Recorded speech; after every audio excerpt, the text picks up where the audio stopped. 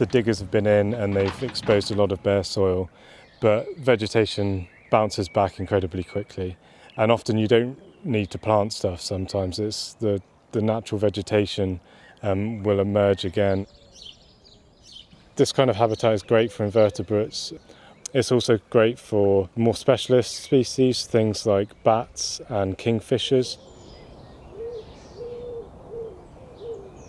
There's Jasmine and I who work at the Wildlife Trust, so we're the Natural Networks officers, and we'll come out and survey sites, discuss with the land manager what they want to do with the sites, and then come up with a list of recommendations that can be taken forward. And that includes things like wetland creation, meadow creation, traditional orchard planting. So it's been a real mixture of projects creating habitat across the county.